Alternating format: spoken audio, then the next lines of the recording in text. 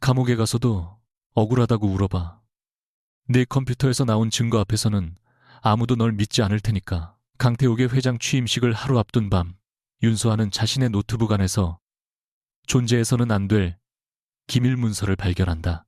누구보다 평범한 재벌가 며느리로 살아온 그녀를 범죄자로 만들려는 손길은 뜻밖에도 가장 가까운 곳에서 뻗어 있었다. 그러나 태욱은 모르고 있었다. 자신이 함정을 설치한 그 컴퓨터의 주인이 한때 대한민국 최고의 보안 전문가 중 한 사람이었다는 사실을, 그리고 서한은 이미 몇 달 전부터 누군가 자신의 시스템을 들여다보고 있다는 것을 알고 있었다. 평생 내 뒤에 서 있어. 앞으로 나서는 순간 범죄자가 되는 건 당신이니까. 강태욱은 넥타이 매듭을 고치며 거울 속 윤소아를 바라봤다. 내일 오전이면 진원그룹 신임 회장으로 공식 취임할 남자의 얼굴에는 긴장보다 확신이 짙었다. 서아는 드레스룸 문가에 선 채 그의 말을 한 번 되새겼다. 그게 무슨 뜻이에요? 태욱은 피식 웃었다. 말 그대로야. 피식 웃었다. 내일 쓸데없는 말 하지 말고 기자가 질문해도 웃기만 해. 내가 뭘 말할까봐 걱정돼요. 당신이 뭘 안다고 말해. 그의 목소리는 가벼웠지만 눈빛은 그렇지 않았다. 서아는 잠시 그를 바라보다 조용히 물었다. 내가 정말 아무것도 모른다고 생각해요. 태욱의 손이 넥타이 위에서 멈췄다. 아주 짧은 순간이었다. 곧 그는 다시 웃으며 서하에게 다가왔다. 서하야, 괜한 호기심은 사람을 곤란하게 만들어. 누구를요? 만호로. 이러고 누구를요? 나를요? 당신을요? 당신이 아직 내 아내인 동안은 둘 다야. 차갑게 떨어진 말에 서하는 입술을 다물었다. 태욱은 그녀의 어깨를 스치듯 지나가다가 다시 멈췄다. 그리고 내 서재에 들어오지 마. 회사 자료가 많아. 서하는 그의 등을 보며 천천히 대답했다. 걱정 마요. 남의 비밀 뒤지는 취미는 없으니까. 태욱은 그 말을 듣고도 뒤돌아보지 않았다. 서하는 그 순간 그의 오른손에 들린 작은 검은색 USB를 보았다. 은빛 모서리 한쪽에 흠집처럼 보이는 삼각형 표시가 있었다.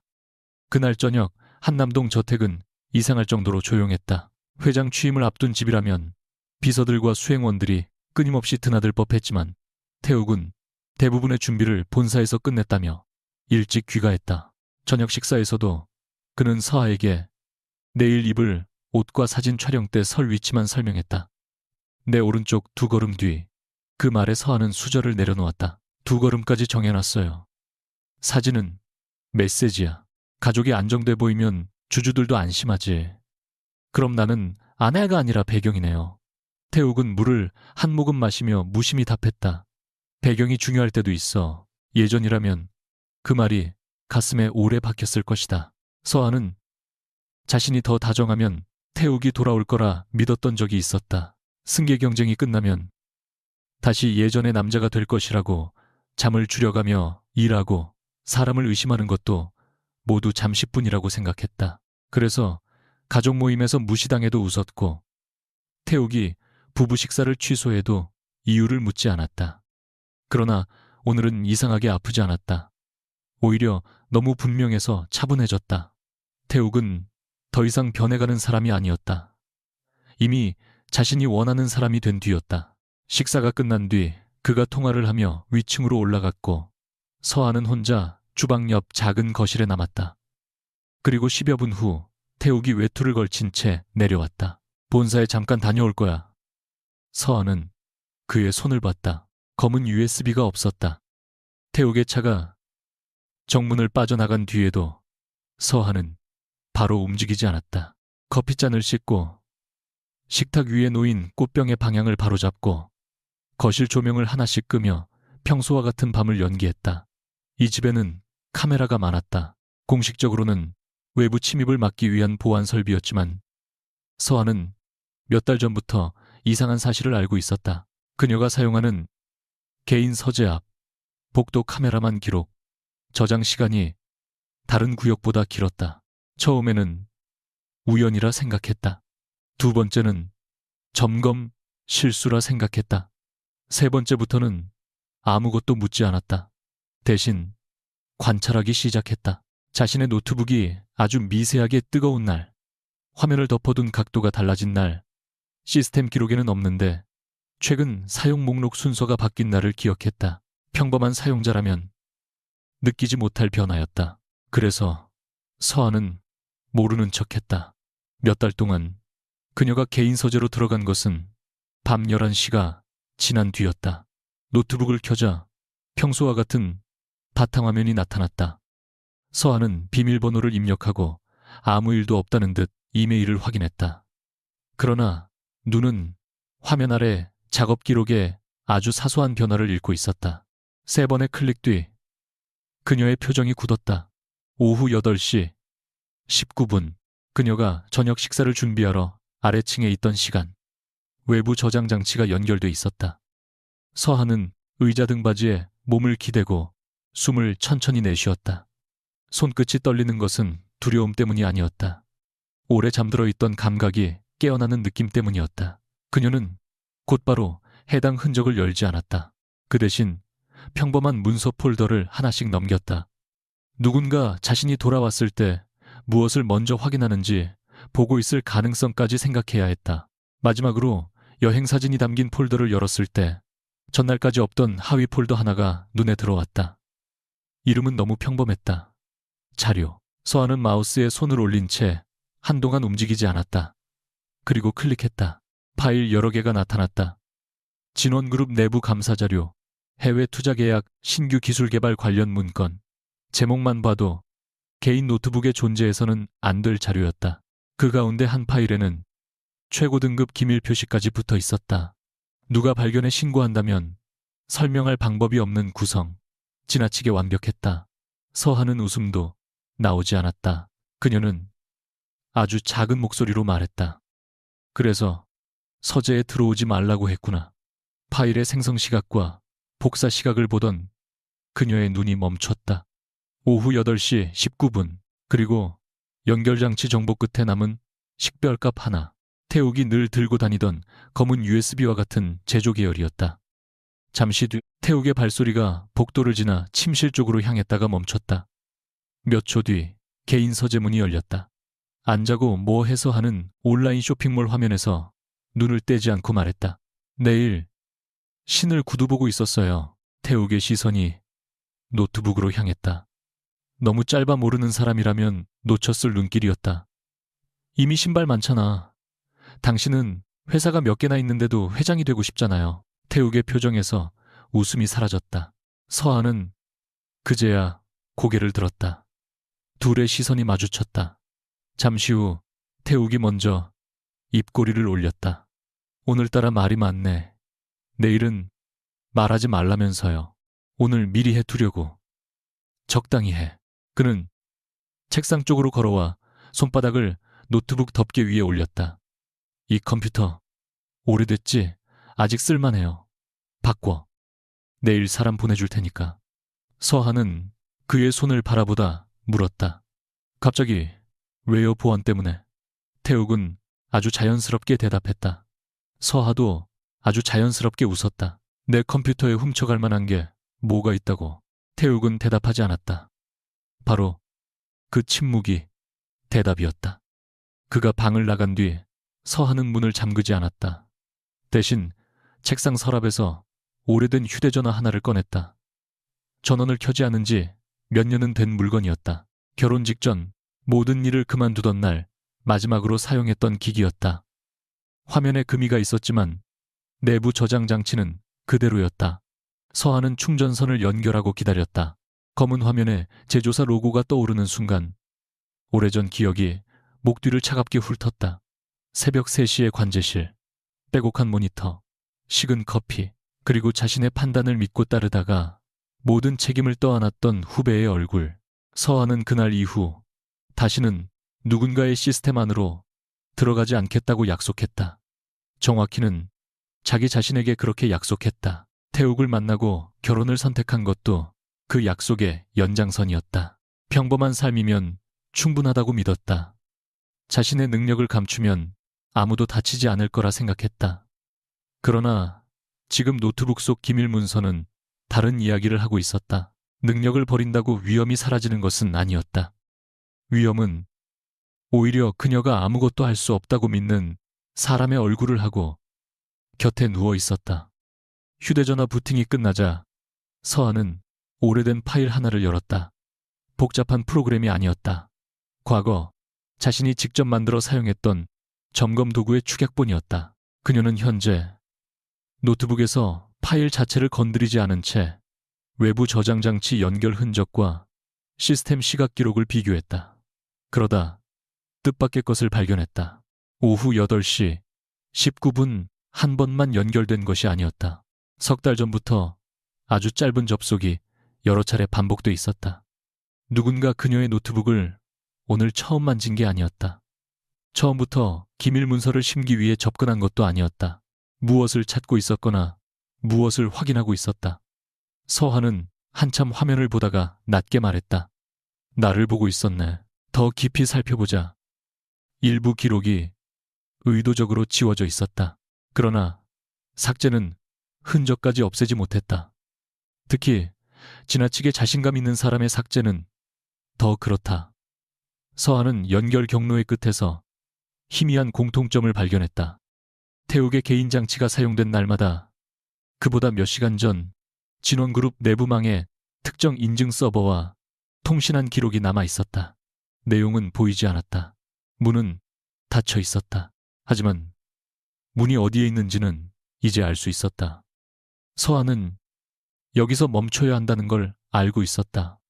과거의 자신이라면 바로 다음 단계로 들어갔을 것이다. 보이지 않는 문이 있다면 열어보고 잠겨 있다면 구조부터 분석했을 것이다.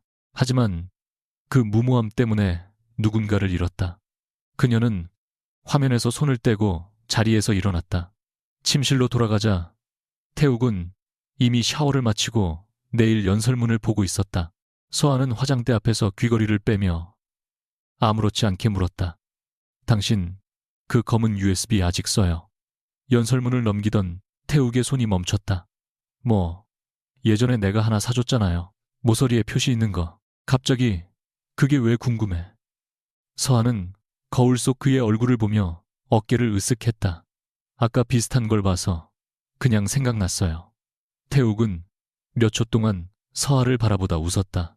당신이 그런 것까지 기억했어. 내가 기억력이 나쁜 줄 알았어요. 아니, 관심 있는 것만 기억하는 줄 알았지. 그는 다시 연설문을 내려다보며 덧붙였다. 아직 써. 중요한 자료는 거기에 따로 보관해. 너무 쉽게 나온 대답이었다. 서한은 고개를 끄덕였다. 그렇구나. 태욱은 다시 종이를 넘겼다. 그는 아내가 컴퓨터를 거의 모른다고 믿었다. 그러니 USB를 꽂는 것과 파일을 복사하는 것 사이에 얼마나 많은 흔적이 남는지도 그녀가 알 리 없다고 생각했을 것이다. 새벽 1시가 넘었을 때 태욱의 호흡이 일정해졌다. 서한은 눈을 뜬 채 천장을 보고 있었다. 예전 같았으면 울었을지도 몰랐다. 왜 이렇게까지 하느냐고 흔들어 깨우고 자신이 뭘 잘못했느냐고 묻고 결혼 생활을 다시 돌릴 방법을 찾았을 것이다. 그러나 이제 질문은 달라졌다. 태욱은 왜 자신을 범죄자로 만들어야 하는가? 단순히 이혼하고 싶은 거라면 이런 위험한 방법까지 쓸 이유가 없다. 즉, 자신이 존재하는 것 자체가 그의 계획의 장애물이거나 자신의 이름으로 덮어야 하는 무언가가 있다는 뜻이었다. 서한은 침대에서 조용히 빠져나와 다시 서재로 갔다. 이번에는 노트북을 켜지 않았다. 오래된 휴대전화만 들고 창가에 앉았다. 몇 달간 모아둔 사소한 기록들을 하나씩 적었다. 태욱이 새벽에 들어온 날, 감사실장이 갑자기 교체된 날, 해외 법인 책임자가 아무 설명 없이 사임한 날, 그리고 자신이 우연히 들었던 통화 한 문장. 회장 취임 전에 정리해야 한다. 그때는 승계 문제라고 생각했다. 지금은 아니었다. 서한은 처음으로 모든 사건을 한 줄에 놓았다. 오전 2시 17분. 그녀는 자신의 노트북을 다시 켰다. 파일은 그대로였다. 서한은 삭제하지 않았다. 신고하지도 않았다. 대신 겉으로는 아무 의미 없어 보이는 작은 테스트 파일 하나를 만들어 오래전부터 사용하던 개인 폴더 깊숙한 곳에 넣었다. 그리고 시스템 설정한 곳을 아주 미세하게 바꿨다. 누군가 다시 들어와 같은 방식으로 접근한다면 다음에는 그 사람이 어느 길을 통해 들어왔는지를 조금 더 명확하게 남길 수 있도록. 서한은 이것이 위험한 선택이라는 걸 알았다. 누군가 함정을 설치했다는 것을 알고도 그 함정 안에 계속 서 있는 셈이었다. 하지만 지금 도망치면 태욱은 방법을 바꿀 것이다. 그녀에게 필요한 것은 기밀 문서가 아니었다. 누가 왜 어떤 목적으로 그것을 심었는지 연결하는 흐름이었다. 화면 한쪽에 일정 알림창이 떠 있었다. 내일 일정, 취임식 오전 11시. 서한은 잠시 바라보다 새 항목 하나를 추가했다. 오전 11시 7분. 제목은 비워둔 채 특정 작업만 연결했다. 그리고 저장 버튼을 누르기 직전 손이 멈췄다. 오래전 후배의 얼굴이 떠올랐다. 혼자 결정하지 마세요. 그때 그 아이가 했던 말이었다. 서한은 눈을 감았다가 다시 떴다. 이번에는 혼자 끝내지 않을 것이다. 동이 트기 전 서한은 서재 창문 너머 서울의 불빛을 바라봤다. 남편은 몇 시간 뒤 수백 명의 사람 앞에서 진원그룹의 새로운 시대를 선언할 것이다. 언론은 강태욱을 개혁적인 젊은 회장이라 부를 것이고 서한은 그의 두 걸음 뒤에서 웃는 아내가 될 예정이었다. 그것이 태욱이 원하는 그림이었다. 그녀는 노트북을 닫고 오래된 휴대전화를 서랍 가장 안쪽에 넣었다. 그리고 마지막으로 거울을 바라봤다. 몇 년 동안 그녀는 평범해지기 위해 자신이 가진 것을 하나씩 지웠다. 경력도, 이름도, 자존심도 가족을 지키는 일이라고 믿었다. 그러나 이제 분명히 알았다. 지켜야 했던 것은 결혼이라는 형태가 아니라 그 안에서 사라져가던 자신이었다. 서한은 조용히 중얼거렸다. 당신이 먼저 시작했어, 태욱 씨. 그리고 손목시계를 확인했다. 새벽 4시 32분, 취임식까지 6시간 반 남짓. 태욱은 아직도 자신이 사냥꾼이라고 믿고 있었다. 서한은 그 믿음을 깨뜨릴 생각이 없었다. 아직은. 윤서한은 오전 9시 40분, 강태욱보다 정확히 20걸음 뒤에서 진원그룹 본사 로비를 통과했다. 취임식을 준비하는 직원들은 태욱을 향해 허리를 깊이 숙였고 그가 지나간 뒤에야 조심스럽게 서하를 바라봤다. 태욱이 원하는 그림은 이미 완성되어 있었다. 젊고 유능한 차기 회장, 그리고 말없이 그의 뒤를 지키는 단정한 아내. 엘리베이터 앞에서 태욱은 낮은 목소리로 말했다. 오늘은 실수하지 마. 서하는 그의 옆얼굴을 보며 웃었다. 내가 무슨 실수를 할 수 있는데요. 기자가 뭘 물어도 대답하지 마. 특히 회사 일에 대해서는. 내가 회사 일을 모른다면서요. 모르니까 더 위험하지. 태욱은 자연스럽게 그녀의 팔을 잡았지만 손끝에는 애정이 없었다. 카메라를 의식한 동작이었다. 그 순간 서한은 그의 재킷 안쪽에서 검은 USB의 은빛 모서리가 잠깐 드러나는 것을 보았다. 어젯밤 그녀의 노트북에 연결됐던 장치와 같은 형태였다. 서한은 눈길을 거두었다. 지금 필요한 것은 확신이 아니라 증명할 수 있는 연결이었다. 엘리베이터 문이 열렸고 태욱은 먼저 안으로 들어갔다. 여보, 서하가 불렀다. 그가 돌아봤다. 어제 말한 새 노트북 사람 보내지 않아도 돼요. 태욱의 눈빛이 아주 잠깐 흔들렸다. 서하는 태연하게 덧붙였다. 오래 써서 정들었거든. 태욱은 대답 대신 닫힘 버튼을 눌렀다. 서하는 취임식 리허설이 시작된 뒤 가족 대기실로 들어갔다. 외부에는 의상과 꽃, 좌석 배치 문제를 확인하는 사람들로 북적였지만 그녀의 머릿속에는 어젯밤 정리한 기록들만 돌아가고 있었다. 석 달 동안 반복된 외부 장치 접속 진원그룹, 내부 인증 서버와의 통신 감사실장 교체, 해외 법인 책임자의 갑작스러운 퇴사, 각각 떨어져 있을 때는 우연으로 보이던 사건들이 이제 하나의 방향을 가리키고 있었다. 그녀는 휴대전화에서 미리 저장해둔 일정표를 열었다. 지난 3달간 태욱이 늦게 귀가한 날과 해외 송금 공시가 올라온 날을 겹쳐보자 이상한 규칙이 나타났다. 액수는 달랐지만 거래가 일어난 날짜의 간격이 비슷했다. 더 이상한 것은 몇 건의 거래 설명 끝에 반복되는 2글자였다. 청연, 회사명 같기도 했고 사람 이름 같기도 했다. 서한은 검색하지 않았다. 평범한 통신망에서 움직이면 흔적을 남긴다. 대신 기억했다. 그때 대기실 문이 열리며 진원그룹 보안실장 오민석이 들어왔다. 그는 서한을 보자 지나치게 정중하게 고개를 숙였다. 사모님 사용 중이신 개인 노트북을 오늘 점검해드리라는 회장님 지시가 있었습니다. 서한은 웃음을 유지했다.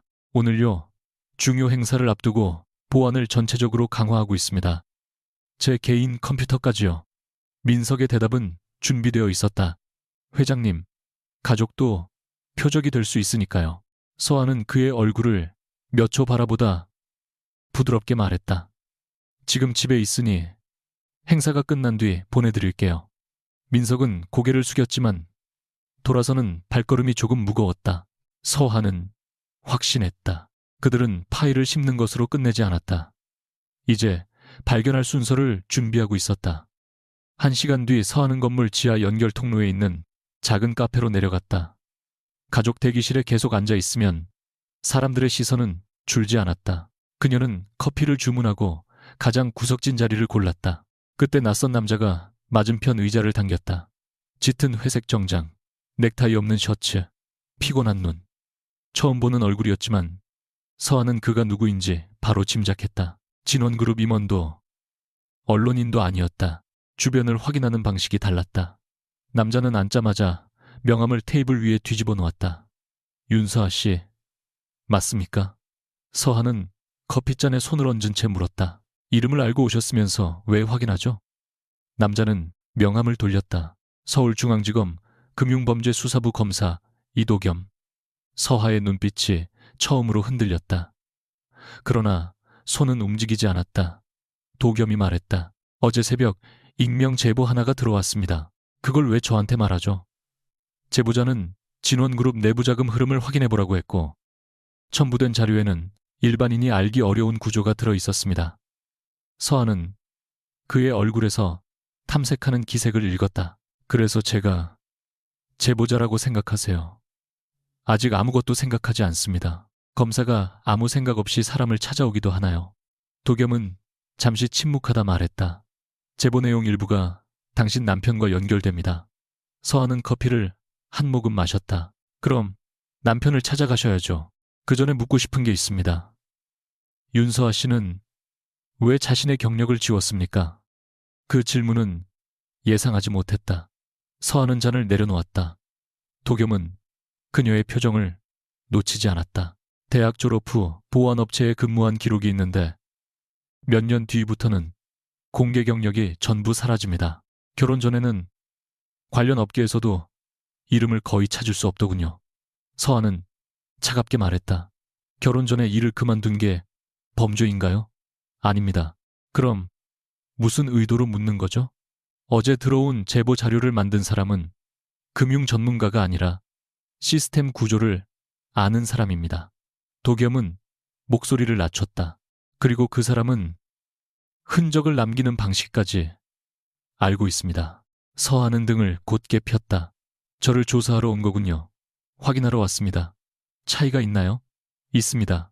조사는 의심에서 시작하지만 확인은 가능성을 열어둡니다. 서하는 짧게 웃었다. 검사님들은 말을 참 편리하게 하네요. 도겸의 눈빛이 단단해졌다.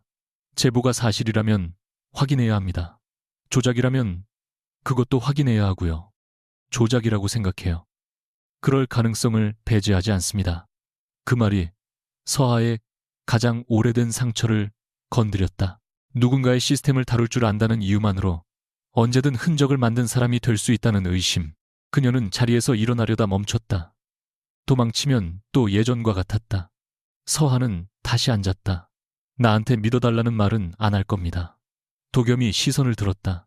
서하는 한 글자씩 눌러 말했다. 믿으라고 온 게 아니에요. 확인하라고 온 겁니다. 도겸은 그제야 앞에 놓인 여자를 다시 바라봤다. 언론 기사 속 윤서아는 대부분 비슷했다. 그런 명품 행사장에서 미소 짓는 진원그룹, 며느리, 남편의 팔을 잡고 서 있는 전직 직장인 경영에는 관심 없는 조용한 아내. 그러나 지금 그의 앞에 앉은 사람은 질문을 피하지 않았다. 오히려 어디까지 알고 있는지 계산하고 있었다. 도겸은 휴대전화에서 거래 목록 몇 줄을 보여주었다. 금액과 계좌번호 대부분은 가려져 있었다.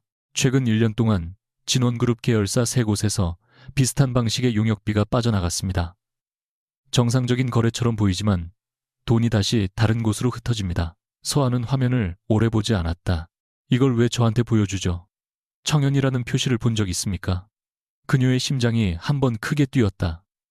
하지만 얼굴은 변하지 않았다. 사람 이름인가요? 도겸은 대답하지 않았다. 서아는 오히려 그 침묵으로 확신했다. 그도 아직 모른다. 저한테서 답을 얻으려고 하신다면 잘못 찾아오셨어요. 그럴 수도 있죠. 도겸은 휴대전화를 거뒀다. 하지만 윤서아 씨가 아는 것보다 모르는 척하는 게 많다는 건 알겠습니다. 서아는 차갑게 되받았다. 검사님도 아는 것보다 알고 있는 척하는 게 많네요. 도겸의 입가에 거의 보이지 않는 웃음이 스쳤다. 첫 만남은 신뢰가 아니라 경계로 끝났다. 그러나 서아가 카페를 떠난 뒤 도겸은 명함 옆에 놓여있던 종이 냅킨을 바라봤다.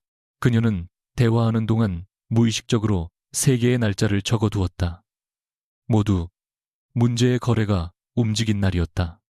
태욱은 같은 시각 27층 보안 회의실에 있었다. 오민석 실장은 문을 닫은 뒤 조심스럽게 말했다. 사모님께 노트북 점검을 요청했지만 행사 후 보내겠다고 하셨습니다. 태욱의 얼굴이 굳었다. 왜 바로 가져오지 않았어? 개인 소유라 강제로 받을 수는 없습니다. 강제로 하라는 말이 아니잖아. 이유를 만들라고 했지. 민석은 입을 다물었다. 태욱은 창밖을 바라보다 손가락으로 탁자를 두드렸다. 파일은 확인했어. 어제 연결한 뒤 그대로입니다. 적어도 현재까지 삭제된 기록은 없습니다. 그제야 태욱의 표정이 조금 풀렸다. 그럼 봤어도 뭔지 모른다는 거군. 아니면 아직 안 열었을 수도 있습니다. 태욱은 비웃었다. 서아는 그런 걸 몰라. 예전에 컴퓨터 관련 회사 다녔다고 해도 몇 년 된 일이야. 민석은 망설이다 물었다. 그런데 꼭 사모님이어야 합니까? 태욱의 눈길이 매섭게 돌아왔다. 민석은 즉시 시선을 내렸다. 태욱은 천천히 말했다. 감사팀에서 돈 흐름을 더 파고들면 누군가는 설명해야 해. 외부 유출 사건이 터지면 조사 방향은 바뀌어. 하지만 사모님 이름까지 걸리면 회장님께도 타격이 있습니다. 잠깐은 태욱은 의자에 기대며 미소 지었다. 배신당한 남편이 회사를 지키는 그림은 오히려 좋아. 내가 직접 아내까지 내친다면 누가 내 투명성을 의심하겠어. 그에게 서아의 인생은 이미 여론관리용 문장 하나로 정리돼 있었다. 리허설이 끝난 뒤 서아는 혼자 본사를 빠져나왔다. 집으로 돌아가는 차 안에서 도겸의 질문이 계속 떠올랐다. 청년, 그 두 글자가 검찰 수사 자료에도 존재한다면 자신이 어젯밤 본 흔적은 태욱 개인의 비밀에 그치지 않았다. 하지만 동시에 도겸은 위험했다. 그는 서아를 피해자로 보지 않았다. 필요하다면 자신까지 조사할 사람이었다. 이상하게도 그 점이 조금 안심되기도 했다. 집에 도착한 서아는 바로 노트북을 켜지 않았다. 먼저 옷을 갈아입고 창문을 열고 태욱에게 행사 준비가 끝났다는 짧은 메시지를 보냈다. 답장은 없었다. 그제야 서재에 들어간 그녀는 어젯밤 만들어둔 테스트 파일을 확인했다. 파일 위치가 바뀌어 있었다. 그녀가 만든 지 불과 12시간 만이었다. 누군가 다시 들어왔다. 서하는 숨을 멈추고 접속 흐름을 확인했다. 예상대로 같은 경로였다. 그러나 이번에는 자신이 남겨둔 작은 표식 덕분에 연결 직전의 인증 흔적 하나가 더 보였다. 그 문자열 안에 두 글자가 숨어 있었다. 청년. 서하는 화면을 바라본 채 한동안 움직이지 않았다. 사람 이름이 아니라 접근 경로의 내부 표식일 가능성이 컸다. 그녀는 즉시 도겸에게 연락하려다 손을 멈췄다.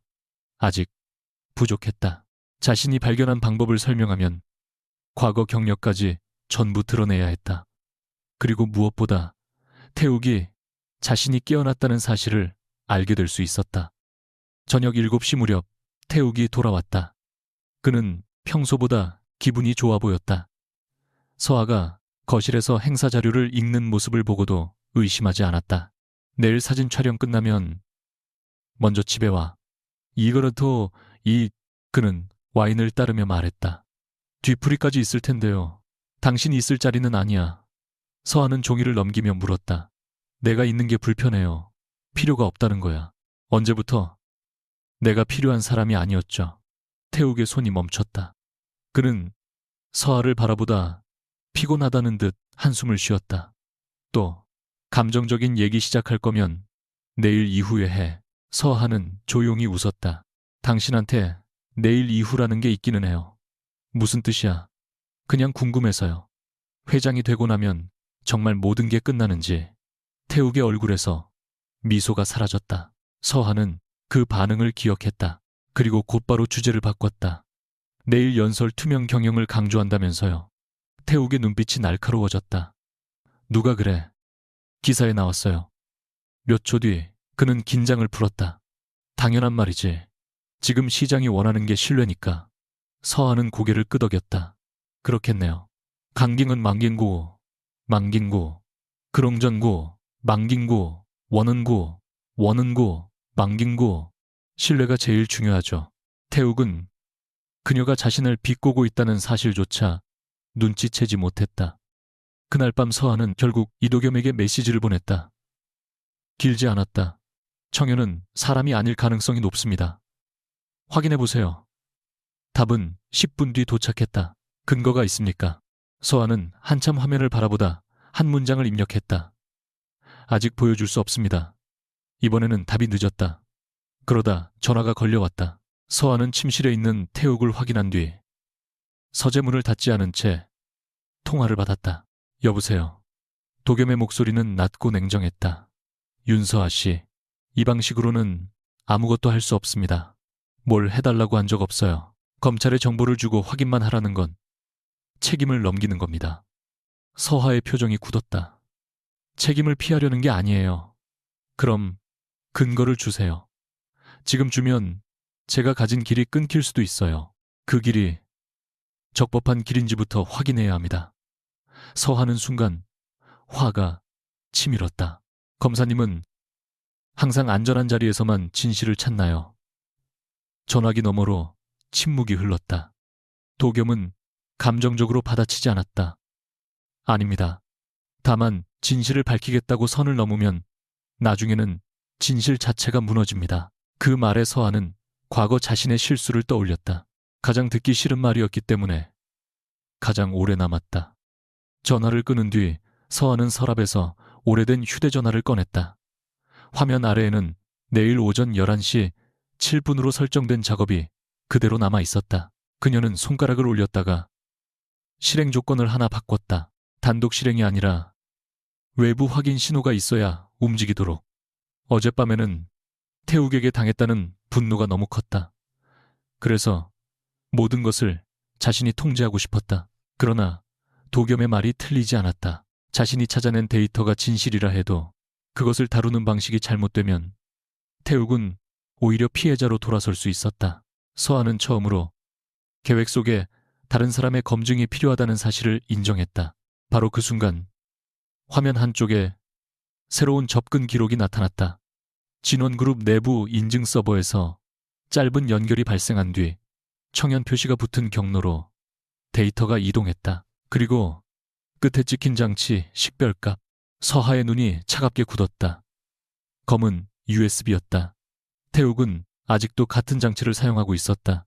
그는 자신이 아내의 컴퓨터에 문을 열었다고 생각했다. 그러나 그 순간 서아는 처음으로 그 문 반대편에서 무엇이 움직이고 있는지를 보기 시작했다. 같은 밤 서울중앙지검 사무실에 홀로 남은 이도겸은 3건의 거래 날짜를 다시 펼쳐놓았다. 윤서아가 카페에서 무심코 냅킨에 적었던 날짜였다. 그는 내부 자료와 대조하다가 한 가지 공통점을 발견했다. 세 날짜 모두 강태욱 개인 명의로 등록된 보안 장치가 진원그룹 내부망에 접속한 기록과 겹쳤다. 아직 범죄를 뜻하는 증거는 아니었다. 그러나 우연이라고 넘기기에는 반복이 정확했다. 도겸은 의자에 기대 눈을 감았다가 다시 자료를 보았다. 자신은 윤서아를 완전히 믿지 않았다. 그녀 역시 자신을 믿지 않는다. 그럼에도 그녀가 던진 두 글자는 수사가 멈춰있던 곳에 작은 균열을 만들었다. 도겸은 담당 수사관에게 메시지를 보냈다. 청연 관련 거래를 사람 이름으로 찾지 말고 내부 정산용 명칭이나 중간 계정으로 다시 확인해달라고. 그리고 잠시 뒤 윤서아의 연락처를 바라봤다. 전화를 걸지는 않았다. 아직 둘 사이에는 믿음보다 의심이 많았다. 그러나 의심의 방향은 조금 바뀌고 있었다. 이제 도겸이 궁금한 것은 그녀가 거짓말을 하는지 여부만이 아니었다. 대체 윤서아는 무엇을 발견했고 왜 남편에게 들키는 것보다 검찰에게 모든 것을 밝히는 일을 더 두려워하고 있는가? 창밖으로 진원그룹 본사의 불빛이 보였다. 불과 몇 시간 뒤 강태욱은 그 건물의 가장 높은 자리에 오를 예정이었다. 그리고 그 누구도 모르는 사이 그의 발밑에서는 이미 첫 번째 균열이 시작되고 있었다. 취임식 당일 오전 8시 13분 윤서아는 한남동 저택 식탁 앞에서 식어가는 커피를 바라보고 있었다. 강태욱은 이미 양복을 입은 채 두 번째 전화를 받고 있었고 그의 목소리는 놀라울 정도로 차분했다. 그래, 예정대로 해. 발견 시점만 늦추지 마. 짧은 문장이었지만 서하는 컵을 잡은 손에 힘을 주었다. 태욱은 통화를 끝내고 그녀를 바라봤다. 왜 안 먹어? 긴장돼서요. 당신이 긴장할 일이 뭐가 있어? 태욱은 손목시계를 확인하며 웃었다. 오늘은 내가 주인공이야. 서하는 그 말을 듣고도 표정을 바꾸지 않았다. 잠시 뒤 현관 쪽에서 벨이 울렸고 보안실장 오민석이 2명의 직원과 함께 들어왔다. 태욱은 마치 처음 보는 일처럼 눈썹을 들었다. 무슨 일이야? 민석은 곤란한 얼굴로 고개를 숙였다. 회장님, 긴급 보안 점검 중 이상 징후가 발견됐습니다. 사모님 개인 장비도 확인이 필요합니다. 서하는 자리에서 천천히 일어났다. 아침부터요. 민석이 말했다. 죄송합니다.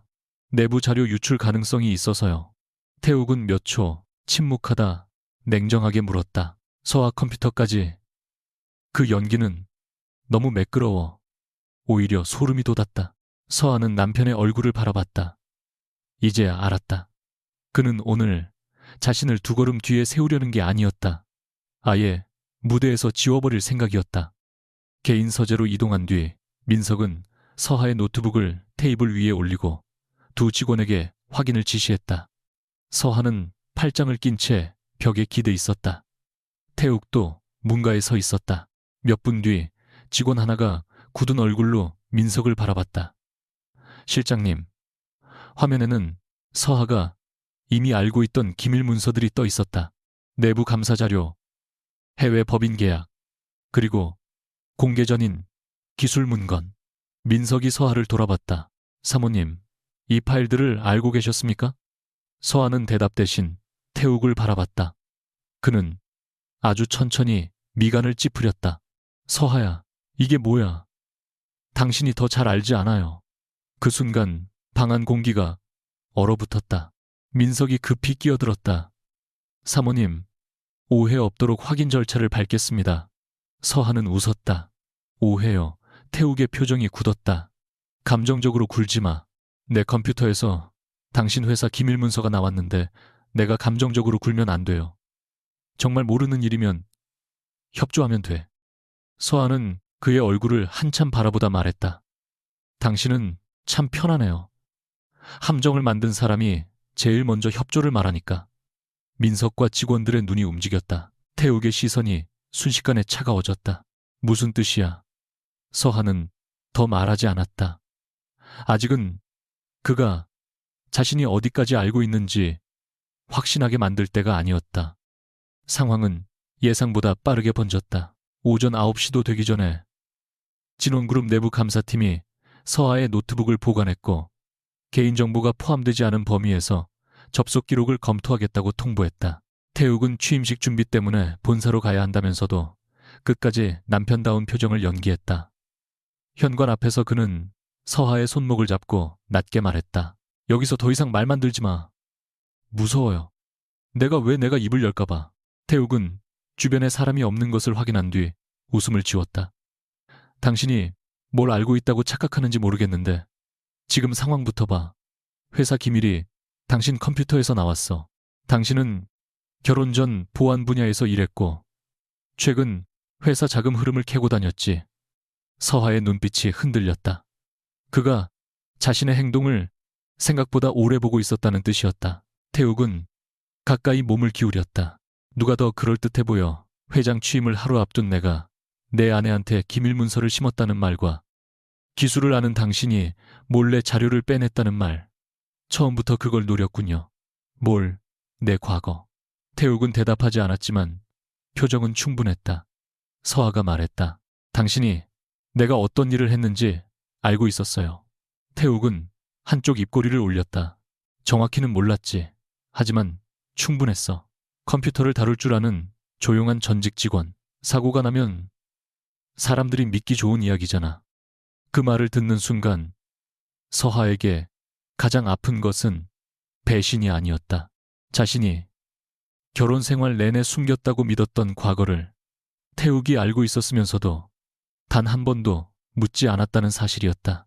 그는 이해하려 하지 않았다. 필요할 때 사용할 정보로만 보관해왔다. 서하는 손목을 빼내며 물었다. 처음부터 나를 이렇게 쓸 생각이었어요. 태욱은 잠시 그녀를 바라봤다. 아주 짧게 오래전의 남편 같은 표정이 스쳤다. 그러나 곧 사라졌다. 처음부터는 아니었어. 그럼 언제부터 당신이 쓸데없는 것들을 보기 시작했을 때? 태욱은 숨을 내쉬었다. 서하야, 그냥 평범하게 있었으면 아무 일도 없었어. 내가 회장이 되고 당신은 내 아내로 살고 뭐가 부족했어? 서하는 어이가 없어 웃었다. 내가 아무것도 모르고 웃어주기만 하면 가족이었어요. 적어도 서로 편했겠지. 당신은 그걸 가족이라고 불렀군요. 태욱은 더 이상 대꾸하지 않았다. 현관을 나가기 직전 그는 말했다. 오늘 취임식에는 오지 마. 지금 당신 얼굴이 카메라에 잡히면 나도 곤란해. 차문이 닫힌 뒤 서하는 한동안 현관 앞에 그대로 서 있었다. 몇 년 동안 그녀가 지키고 싶었던 집이 처음으로 낯선 건물처럼 느껴졌다. 오전 10시 20분 서울중앙지검에서 전화가 왔다. 서하는 예상했다는 듯 전화를 받았다. 1시간 뒤 그녀는 참고인 자격으로 이도겸 앞에 앉아 있었다. 어제 카페에서 마주했던 테이블과 달리 이번에는 차가운 조사실이었다. 도겸은 서하의 노트북에서 발견된 자료 목록을 내려놓았다.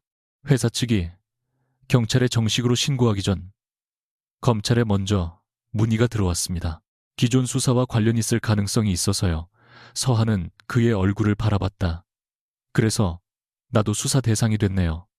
가능성을 배제할 수 없습니다. 예상한 말인데도 가슴이 서늘해졌다.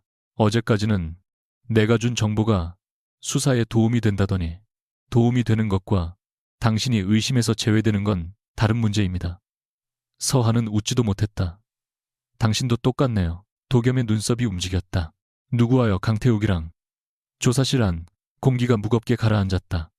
서하는 말을 멈추지 않았다. 둘 다 증거라고 말하면서 이미 사람부터 정해놓잖아요. 도겸은 목소리를 높이지 않았다. 그 말은 틀렸습니다. 뭐가요?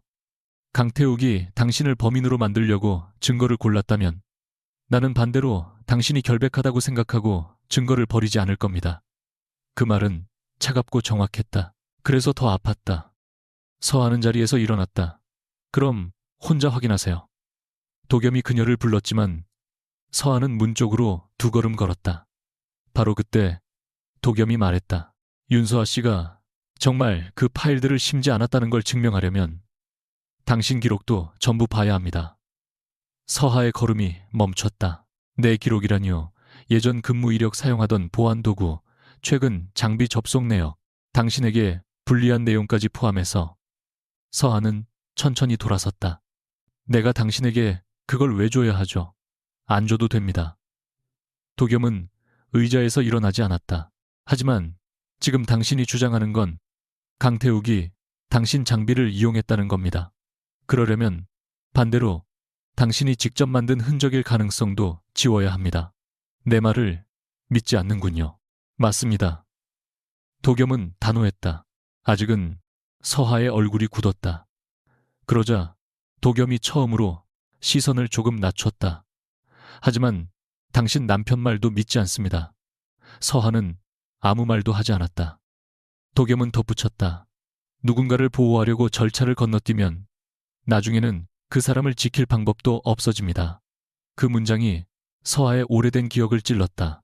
과거 자신이 후배를 지키겠다는 이유로 일부 정보를 혼자 품었던 날.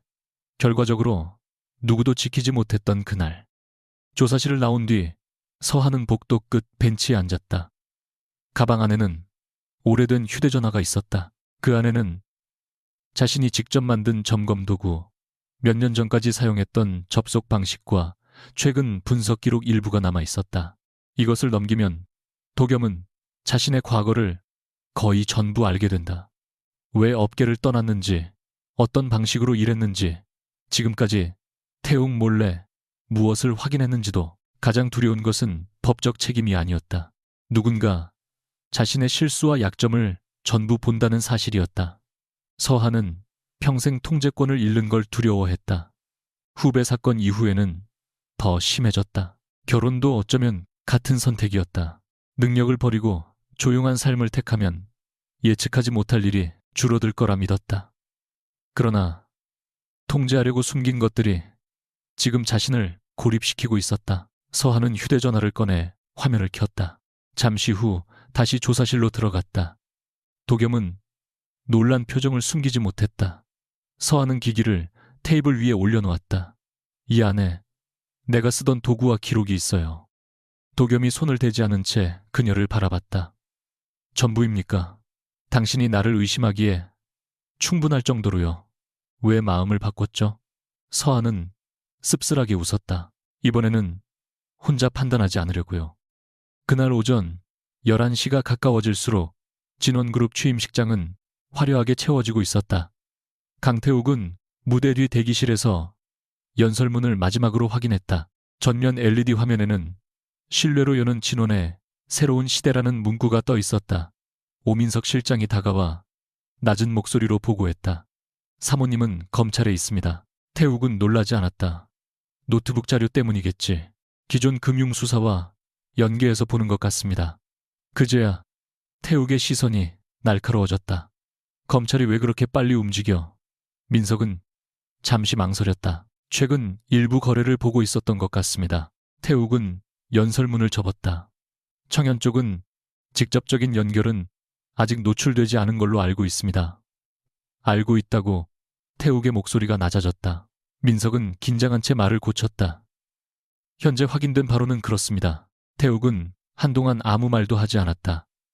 그리고 재킷 안쪽에서 검은 USB를 꺼냈다. 행사 끝나기 전까지 필요한 건 여기 정리해. 민석은 USB를 받으며 잠시 망설였다. 회장님, 이 장치 계속 쓰시는 건 위험할 수도 있습니다. 태욱은 비웃었다. 사내 보안 장치야. 누가 건드려. 그 순간 민석은 더 말하지 않았다. 태욱은 자기 손안의 물건이 이미 가장 위험한 증인이 되어가고 있다는 사실을 아직 몰랐다. 검찰 디지털 분석실에서는 서하의 오래된 휴대전화와 최근 확보된 로그를 대조하고 있었다. 도겸은 분석 담당자의 화면을 보다가 한 지점에서 멈췄다. 다시 보여주세요. 화면에는 서하의 노트북에 외부 장치가 연결된 시각과 태욱명의 보안 장치의 사용 기록이 나란히 표시돼 있었다. 직접적인 파일 복사 장면까지 확인된 것은 아니었다. 하지만 몇 차례 접속 시각이 지나치게 정확하게 겹쳤다. 더 중요한 것은 서하가 오래전부터 사용하던 도구의 생성 기록이었다. 문제의 기밀 문서가 들어온 날 이후에 만들어진 것이 아니었다. 몇 년 전부터 존재했다. 서아가 급조해 흔적을 꾸몄다는 가설 하나가 약해졌다. 도겸은 그녀가 조사실에서 기다리고 있는 동안 직접 찾아갔다. 서아는 창밖을 보고 있었다. 한 가지는 확인됐습니다. 그녀가 돌아봤다. 뭔데요?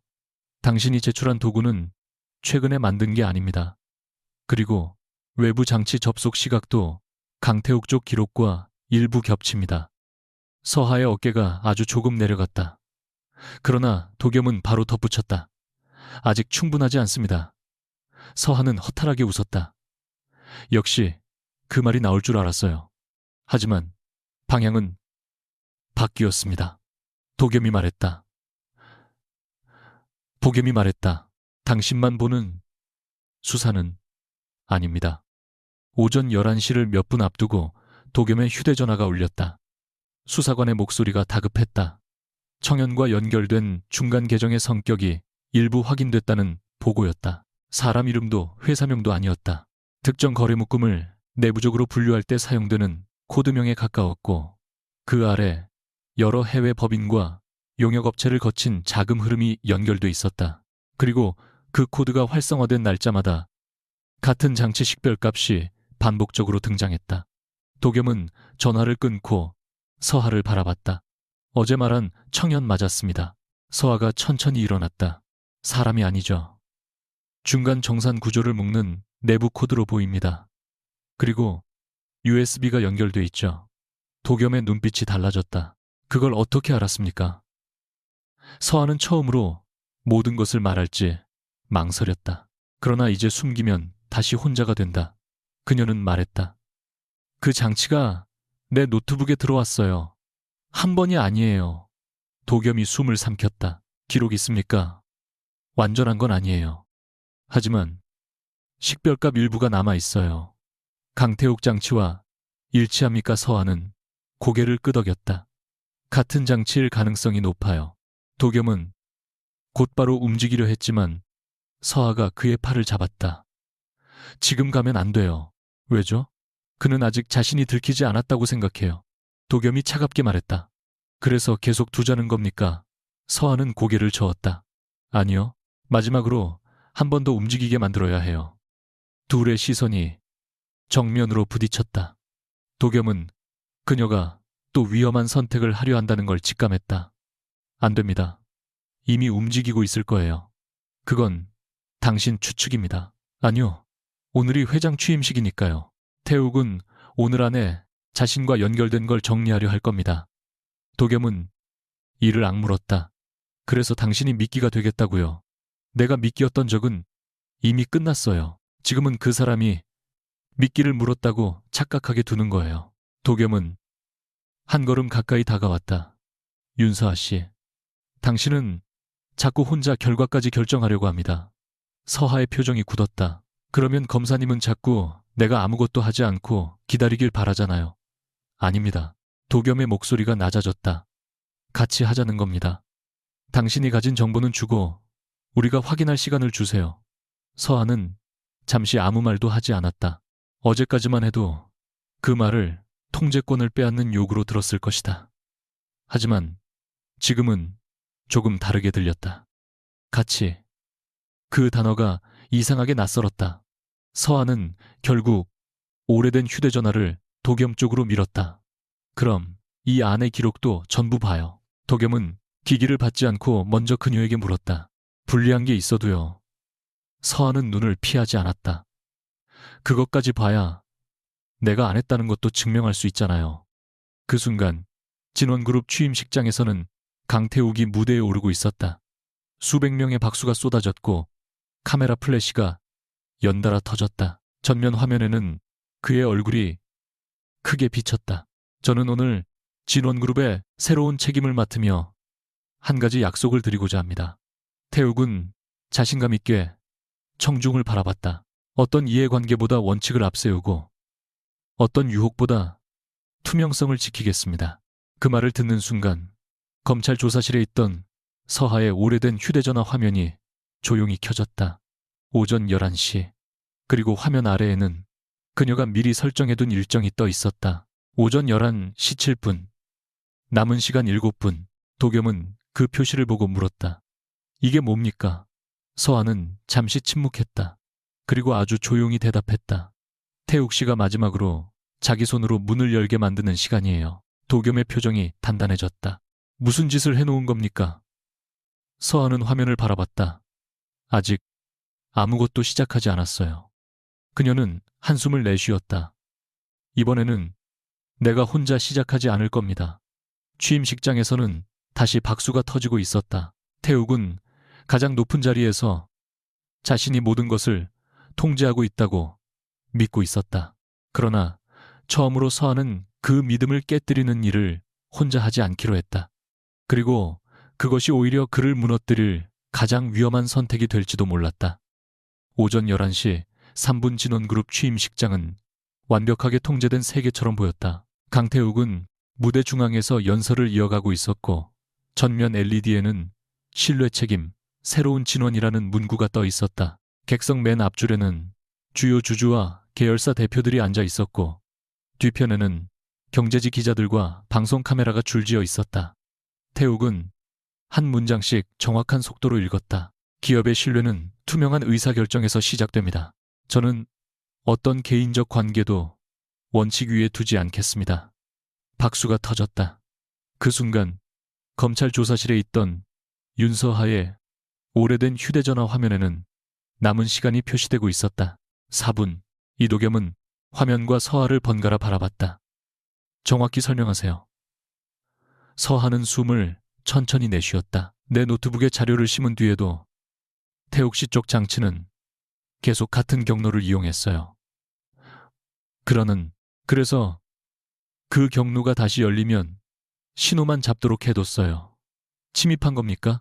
아니요. 안으로 들어가진 않았어요. 서하는 단호하게 말했다.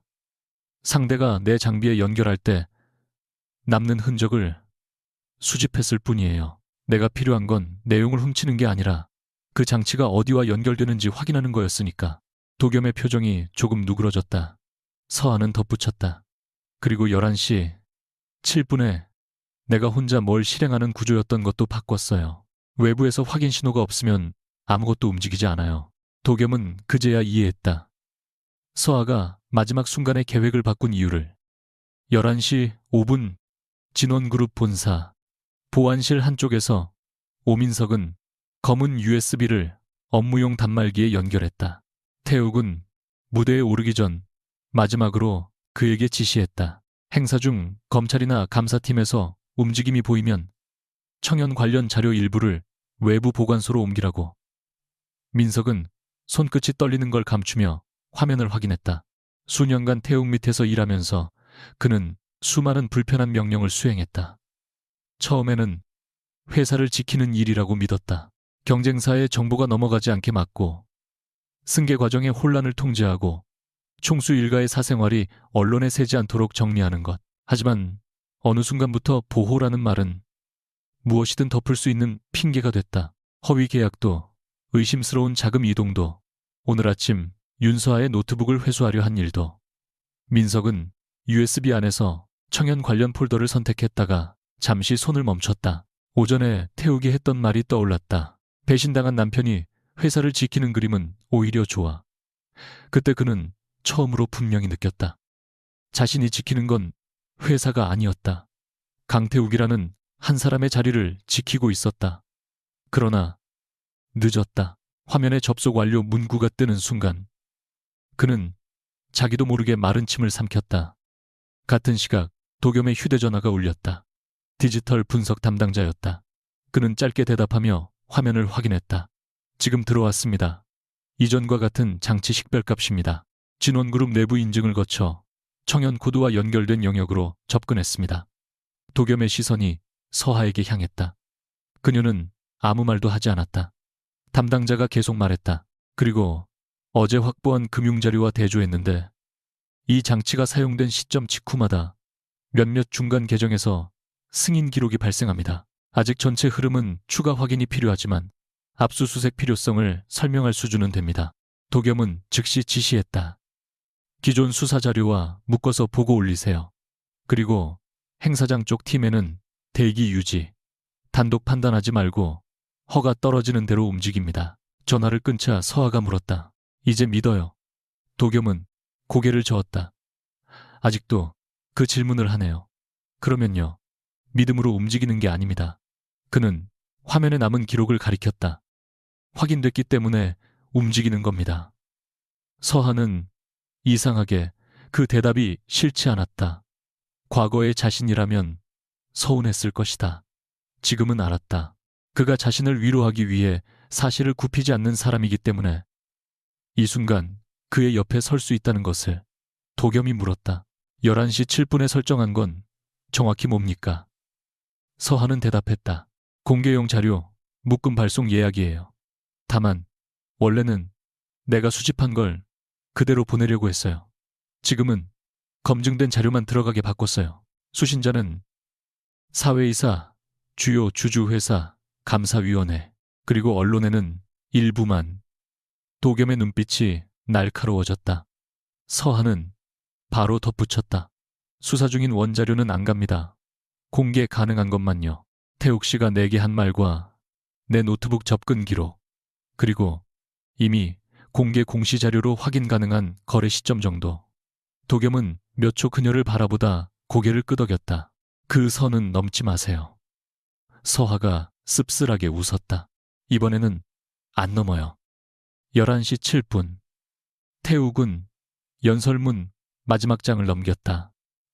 저는 진원그룹이 대한민국에서 가장 신뢰받는 기업이 되도록 모든 책임을 다하겠습니다. 그가 고개를 들자 객석에서 박수가 터졌다. 바로 그 순간 전면 LED 화면이 한번 깜빡였다. 태욱은 처음에는 연출이라고 생각했다. 그러나 감사합니다라는 마지막 문구가 사라진 뒤 낯선 화면이 나타났다. 날짜와 시각이 찍힌 접속 기록이었다. 행사장 전체가 순식간에 조용해졌다. 태욱이 고개를 돌려 무대 뒤 스태프를 노려봤다. 뭐 하는 거야? 마이크가 켜져 있어. 그의 목소리가 회장 전체에 울렸다. 화면은 다음 자료로 넘어갔다. 강태욱 명의 보안 장치가 특정 시각 윤서하의 개인 노트북에 연결된 기록, 그리고 같은 장치가 진원그룹 내부망에서 반복적으로 사용된 시각표, 그 옆에는 자막처럼 짧은 문장이 떠 있었다. 회장 취임식 하루 전, 회장 배우자 개인기기에서 회사 기밀문서 발견. 객석이 술렁였다. 기자들이 동시에 카메라를 들었다. 태욱은 단상 아래 직원을 향해 소리쳤다. 당장 꺼. 하지만 화면은 꺼지지 않았다. 다음으로 나온 것은 녹음 파일 일부였다. 그의 목소리였다. 서하는 그런 걸 몰라. 예전에 컴퓨터 관련 회사 다녔다고 해도 몇 년 된 일이야. 그리고 이어졌다.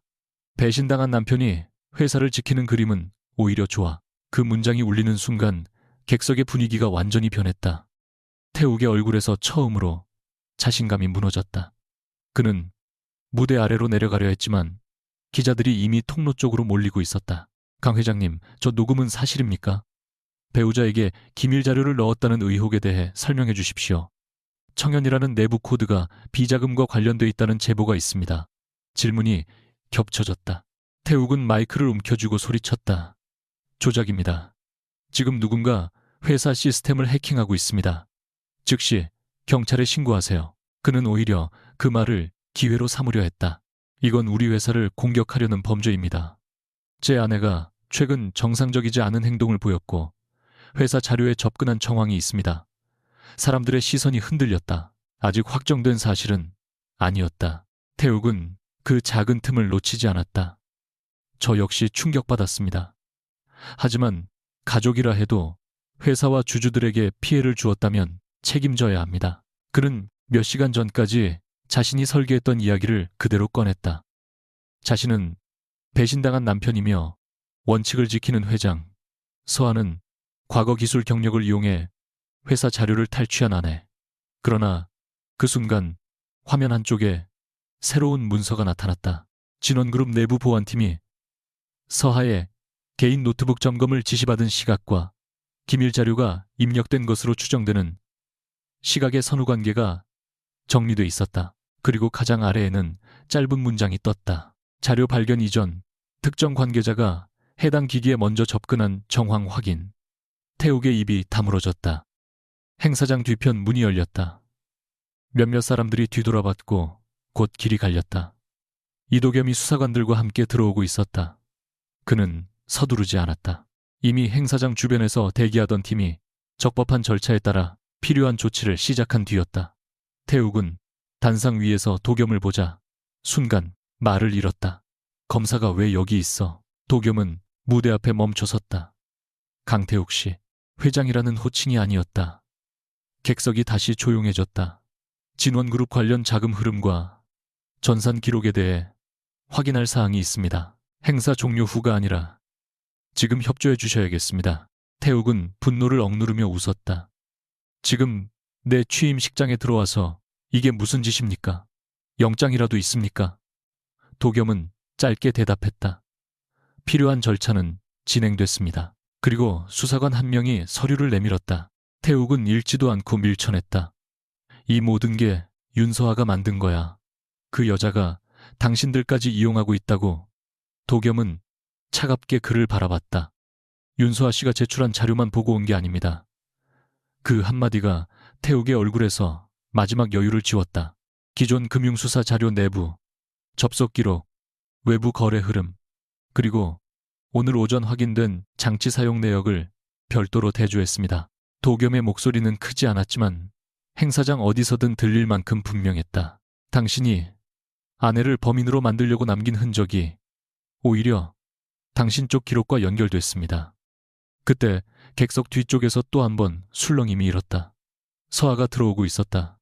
화려한 드레스도 태욱이 정해준 행사 의상도 아니었다. 단정한 검은 재킷과 흰 셔츠 차림이었다. 태욱이 아침에 지시했던 두 걸음 뒤의 아내는 어디에도 없었다. 그녀는 기자들을 피하지 않고 천천히 무대 앞으로 걸어왔다. 태욱의 얼굴이 일그러졌다. 네가 했지? 서아는 멈추지 않았다. 뭘요 하면 검찰, 전부 네가 꾸민 거잖아. 내가 꾸몄다고 생각하고 싶겠죠. 너 아니면 누가 이런 걸 해.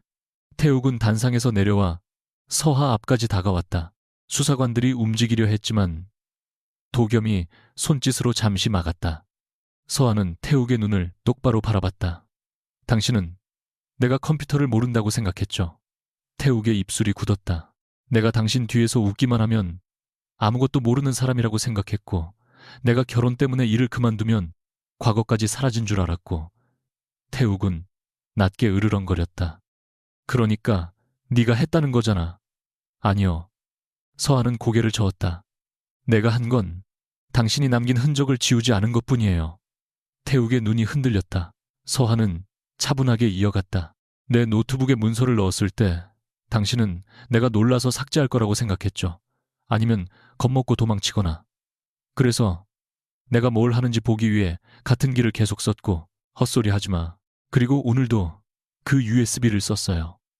서하의 말이 떨어지는 순간 태욱의 얼굴에서 핏기가 빠졌다. 무대 아래에 서 있던 오민석의 표정도 굳었다. 도겸이 그를 바라봤다. 오민석 씨. 민석은 아무 말도 하지 않았다. 도겸은 물었다. 오늘 오전 강태욱 씨의 지시로 해당 장치를 사용했습니까? 태욱이 즉시 소리쳤다. 그는 몇 초 동안 태욱을 바라봤다. 수년간 따르던 상사였다. 자신을 임원급자리까지 올려준 사람이기도 했다. 동시에 오늘 아침 아무렇지 않게 아내를 범죄자로 만들어 자신의 이미지를 지키려 했던 남자였다. 민석은 천천히 고개를 숙였다. 네. 태욱이 믿을 수 없다는 듯 그를 바라봤다. 민석은 떨리는 목소리로 계속 말했다. 회장님, 지시로 사용했습니다. 오민석, 청연 관련 자료 일부를 이동하라는 지시였습니다. 행사장이 폭발하듯 술렁였다. 태욱은 민석에게 달려들듯 한 걸음 옮겼지만 수사관이 바로 앞을 막았다. 그는 고개를 돌려 서하를 노려봤다. 이걸 원했어. 사람들 앞에서 나를 이렇게 만드는 거. 서하는 한동안 대답하지 않았다. 그 남자에게 사랑받기 위해 자신을 얼마나 오래 작게 만들었는지 떠올랐다. 그러고도 마지막까지 그녀를 이용하려 했던 사람. 그런데 이상하게도 복수의 쾌감은 없었다. 남은 것은 허무와 선명함 뿐이었다. 당신을 무너뜨린 건 내가 아니야. 서하의 목소리는 낮았지만 가까이 있던 마이크가 그대로 잡아냈다. 행사장 전체가 조용해졌다. 그녀는 태욱을 바라보며 말했다. 당신이 날 함정에 넣으려고 남긴 흔적들이야. 태욱의 눈이 붉어졌다. 내가 왜 이런 데까지 왔는지, 네가 알아. 누구 때문에 이 자리를 지켜야 했는지 알고 싶었던 적 많았어요. 서하가 대답했다. 그런데 당신은 한 번도 말하지 않았죠. 가족도 회사도 나도 전부 당신이 올라가기 위한 계단처럼 썼으니까. 태욱은 비웃듯 숨을 뱉었다. 너도 깨끗한 줄 알아. 내 시스템을 뒤졌잖아. 서하는 고개를 저었다. 그래서 내가 직접 가져온 것만으로 당신을 잡으려 하지 않았어요. 그녀의 시선이 도겸에게 향했다. 검증하게 했어요. 나한테 불리한 것까지. 태욱은 처음으로 두 사람을 번갈아 바라봤다. 그 시선에는 질투보다 공포가 있었다. 서하가 혼자가 아니라는 사실 때문이 아니었다. 자신이 통제할 수 없는 방식으로 사실이 확인되고 있다는 공포였다. 도겸이 한 걸음 앞으로 나왔다. 강태욱 씨, 추가 확인을 위해 동행해 주십시오. 태욱은 웃었다. 동행 거부할 상황은 아닙니다. 수사관이 가까이 다가오자 태욱은 갑자기 몸을 돌려 객석을 바라봤다. 몇 분 전까지 자신에게 박수를 보내던 사람들이 이제는 누구도 눈을 마주치지 않았다. 주요 주주들은 휴대전화로 쏟아지는 자료를 확인하고 있었고 사회이사 몇 명은 이미 서로 낮은 목소리로 대화하고 있었다. 기자들의 카메라는 내려갈 줄 몰랐다. 전면 LED에는 태욱의 취임 슬로건 대신 검증 중인 사실관계를 알리는 짧은 문구가 떠 있었다. 그가 평생 원했던 가장 높은 순간이 가장 많은 사람 앞에서 무너지고 있었다. 수사관이 손목 쪽으로 손을 가져가자 태욱은 마지막으로 서하를 봤다. 우리였잖아. 그 한마디만큼은 연기가 아니었다. 서하의 눈빛이 아주 잠깐 흔들렸다. 태욱은 그 틈을 보고 말했다. 내가 회장만 되면 끝날 줄 알았어. 그러면 우리도 다시 그 말. 서하가 조용히 끊었다. 나도 몇 년 동안 믿었어요. 그녀는 눈을 피하지 않았다. 그래서 더 늦기 전에 끝내는 거예요. 차가운 금소금이 울렸다. 수갑 한쪽이 태욱의 손목에 채워졌다. 카메라 셔터 소리가 연달아 터졌고 그는 본능적으로 손을 가리려 했지만 이미 늦었다. 몇 분 전 취임 축하를 받던 신임 회장이 이제 수사관 사이에 서 있었다. 도겸은 화려한 승리감을 보이지 않았다. 그는 태욱이 이동하는 것을 확인한 뒤 서하에게 다가왔다. 괜찮습니까? 서하는 웃지도 울지도 않았다. 모르겠어요. 그럴 수 있습니다. 도겸은 짧게 답했다. 서하는 무대 위에 버려진 연설문을 바라봤다. 맨 마지막 문장에는 굵은 글씨로 적혀 있었다. 신뢰받는 진원의 미래를 약속드립니다. 그녀는 시선을 거두며 물었다. 끝난 건가요? 도겸은 고개를 저었다. 아니요, 이제 시작입니다. 자금 흐름도 더 확인해야 하고 당신이 한 행동 역시 전부 검토될 겁니다. 서하는 그 말을 듣고 천천히 고개를 끄덕였다. 이상하게도 안심됐다. 누군가 자신을 피해자로만 취급하며 모든 책임에서 빼내주겠다고 했다면 오히려 두려웠을 것이다. 도겸은 자신이 한 선택까지 보겠다고 했다. 서하는 말했다. 좋아요. 다 확인하세요. 도겸이 그녀를 바라봤다. 서하는 무대와 카메라, 무너진 취임식장을 마지막으로 한번 돌아본 뒤 덧붙였다.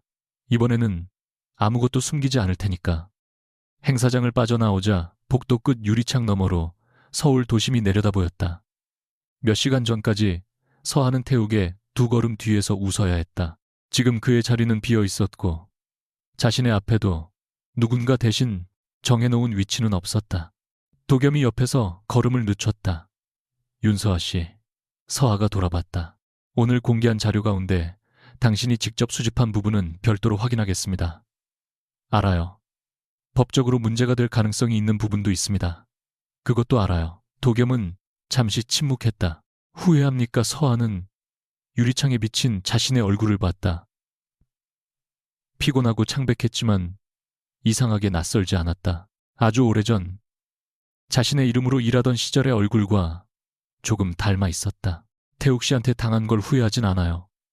그녀는 천천히 말했다. 그 사람을 너무 오래 믿은 건 후회해요. 그리고 내가 아무것도 하지 않으면 가족을 지킬 수 있다고 믿었던 것도. 도겸은 아무 말도 하지 않았다. 서한은 다시 걷기 시작했다. 오늘 강태욱의 취임식은 끝났다. 하지만 그녀에게는 다른 의미의 시작이었다. 태욱을 무너뜨리는 것보다 훨씬 어려운 일. 자신이 버렸던 이름과 다시 마주하고 자신이 저지른 과거의 실수까지 직접 바라보는 일. 이번에는 누구의 아내도 누구의 피해자도 아닌 윤서아로 살아가는 일이었다. 강태욱의 취임식이 무너진 지 사흘째 되는 아침, 윤서아는 한남동 저택의 현관문을 마지막으로 닫았다. 집 안에는 아직 태욱의 물건들이 그대로 남아 있었다. 침실 옷장에는 취임식 다음날 입으려고 준비했던 양복이 걸려 있었고, 서재 책상 위에는 비서가 가져다 놓은 새 명함 상자가 뜯기지도 않은 채 놓여 있었다. 진원그룹 회장 강태욱. 결국 단 몇 분도 제대로 사용하지 못한 직함이었다. 서한은 자신의 짐을 많이 챙기지 않았다. 옷 몇 벌과 책, 오래된 휴대전화, 그리고 결혼 전 사용하던 낡은 노트북 하나뿐이었다. 집을 관리하던 직원이 조심스럽게 물었다. 사모님, 나머지 짐은 어떻게 할까요? 서한은 잠시 멈췄다. 예전 같았으면 그 호칭부터 마음에 걸렸을 것이다. 이제는 이상하게 아무렇지 않았다. 필요한 건 나중에 정리할게요. 그리고 이제 사모님이라고 부르지 않으셔도 돼요. 직원은 당황했지만 서한은 웃어 보였다. 현관 밖에는 기자들이 기다리고 있었지만 그녀는 도망치지 않았다. 카메라가 몰리자 누군가 물었다. 강태욱 회장과 이혼하실 겁니까? 서한은 몇 초 침묵한 뒤 대답했다. 지금 제가 말씀드릴 수 있는 건 하나뿐입니다. 확인해야 할 일은 확인받겠습니다. 제가 잘못한 부분도 피하지 않겠습니다. 그 말을 끝으로 더 이상 질문에 답하지 않았다. 그녀가 지키고 싶었던 것은 이제 자신의 이미지가 아니라 사실이었다. 검찰 조사에서도 상황은 다르지 않았다. 이도겸은 서아를 특별히 보호하지 않았다. 취임식 전후 그녀가 수집한 접속 기록과 공개 자료를 어떤 방식으로 정리했는지, 예약 발송 시스템을 언제 만들었는지, 외부로 전달한 자료가 무엇이었는지 하나씩 확인했다. 서한은 처음부터 끝까지 숨기지 않았다. 처음에는 태욱 씨 시스템까지 직접 들어갈 생각을 했어요. 그녀가 말했다. 도겸의 눈빛이 조금 굳었다. 실제로 들어갔습니까? 아니요. 문 앞까지 갔다가 멈췄어요. 왜죠? 서한은 잠시 손가락을 내려다봤다. 예전에 한번 내가 옳다고 확신해서 혼자 판단한 적이 있었어요. 누군가를 지키려고 절차를 무시했고 결국 아무도 지키지 못했어요. 도겸은 기록을 하던 손을 멈췄다. 서한은 계속 말했다. 이번에도 화가 나서 똑같이 할 뻔했어요. 그래서 마지막에 조건을 바꿨어요. 내가 모은 게 아니라 확인된 것만 움직이게. 도겸은 한참 뒤 고개를 끄덕였다. 그 판단 때문에 상황이 달라졌습니다. 서한은 씁쓸하게 웃었다. 칭찬이에요, 사실입니다. 여전히 따뜻하게 말하는 재주는 없네요. 도겸의 입가가 아주 조금 움직였다. 그러나 그는 다시 서류를 바라봤다. 그들의 관계는 아직 어떤 감정으로 이름 붙일 단계가 아니었다. 오히려 그 거리 덕분에 서한은 안심했다. 누구도 자신에게 상처받았으니 모든 것을 잊어도 된다고 말하지 않았다. 수사가 진행되면서 강태욱이 숨겨온 구조도 조금씩 드러났다. 청해는 한 사람이나 특정 회사가 아니라 여러 계열사의 비용을 묶어 관리하기 위해 내부적으로 사용되던 코드였다. 처음부터 범죄를 위해 만들어진 것은 아니었다. 그러나 태욱이 승계 경쟁에서 우위를 확보하기 시작하면서 일부 거래가 그 코드 아래 섞이기 시작했다. 자금의 목적은 단순한 사치가 아니었다. 자신을 지지할 임원들을 붙잡고 불리한 의사결정을 막고 경쟁 후보의 세력을 약화시키는 데 사용된 흔적이 있었다. 태욱은 돈을 사랑해서 위험한 선택을 한 것이 아니었다. 그는 자리를 잃는 것을 두려워했다. 어린 시절부터 아버지에게 인정받지 못했고 형제들 사이에서 자신이 가장 쓸모없는 사람이라는 말을 들으며 자랐다. 회장이 되는 날만큼은 누구도 자신을 무시하지 못한다고 믿었다. 그래서 그 자리를 지키기 위해 아내까지 희생시켰다. 서한은 그 사실을 들었을 때 예상했던 분노가 생기지 않았다. 오히려 피곤했다. 한때 그녀는 그의 상처를 이해하면 그의 잔인함도 이해할 수 있다고 생각했다. 하지만 이제는 알았다. 상처는 설명이 될 수 있어도 면죄부가 될 수는 없었다. 태욱에게도 선택할 순간은 여러 번 있었다. 그는 매번 자신의 두려움보다 타인의 삶을 가볍게 여기는 쪽을 선택했다. 일주일 뒤 태욱이 만나고 싶다는 뜻을 전해왔다. 서한은 처음에는 거절하려 했다. 그러나 끝내 한 번은 직접 마주해야 한다고 생각했다. 두 사람 사이에 남은 것은 사랑이 아니라 정리되지 않은 말들이었다. 접견실 유리 너머에 앉은 태욱은 취임식 날과 전혀 다른 사람처럼 보였다. 넥타이도 수행원도 자신감 어린 미소도 없었다. 그는 서하를 보자 한참 말을 하지 못했다. 먼저 입을 연 것은 서하였다. 왜 보자고 했어요? 태욱은 마른 입술을 적셨다. 이혼 서류 받았어. 서명하면 돼요. 그렇게 쉬워. 당신은 나를 감옥에 보낼 계획까지 세웠는데 이혼이 어렵다고 생각해요. 태욱은 고개를 숙였다. 잠시 후 그가 말했다. 처음부터 널 버리려고 한 건 아니었어. 서하는 웃지 않았다. 그 말 전에 했잖아요. 이번엔 변명하려는 게 아니야. 그는 손가락을 맞잡았다. 아버지가 나한테 그랬어. 회장 자리를 못 가져오면 난 평생 아무것도 아니라고. 처음에는 그 인간한테 보여주고 싶었어. 그런데 어느 순간부터 자리를 놓치면 내가 진짜 아무것도 아닌 것 같더라. 서하는 조용히 들었다. 태욱은 그녀를 바라봤다. 너까지 날 의심하기 시작했을 때 겁났어. 네가 알아내면 내가 가진 걸 다 잃을 것 같았어. 그래서 나를 버렸고요. 그래. 처음으로 태욱은 부정하지 않았다. 그는 한참 침묵하다가 낮게 말했다. 사실 제일 견딜 수 없는 건 따로 있어. 서하는 대답을 기다렸다. 내가 너를 몰랐다는 거. 태욱의 눈이 붉어졌다. 몇 년을 같이 살았는데 네가 뭘 할 수 있는지, 뭘 무서워하는지, 왜 일을 그만뒀는지 아무것도 몰랐어. 난 네가 그냥 나한테 맞춰주는 사람인 줄 알았어. 서하는 천천히 숨을 내쉬었다. 당신이 알려고 하지 않았으니까. 맞아. 태욱은 씁쓸하게 웃었다. 그리고 네가 그렇게 있어주는 게 편했어. 그 말은 잔인했지만 거짓은 아니었다.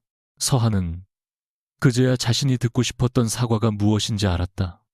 사랑했다는 말도 아니었고 다시 시작하자는 약속도 아니었다. 그가 자신에게 무슨 짓을 했는지 인정하는 것. 태욱은 말했다. 미안하다. 서하는 눈을 감았다가 떴다. 가슴 안에서 오래 묶여있던 것이 아주 조금 풀렸다. 그러나 돌아갈 마음은 없었다. 당신이 미안하다고 해서 내가 다시 당신 아내가 되는 건 아니에요. 알아. 그리고 당신이 불쌍해서 기다려주지도 않을 거예요. 태욱은 고개를 끄덕였다. 서하는 자리에서 일어났다. 태욱이 마지막으로 물었다. 우리 사이에 진짜였던 게 하나라도 있었을까? 서하는 문 앞에서 멈췄다. 있었겠죠. 그녀가 말했다. 그래서 더 아팠던 거예요.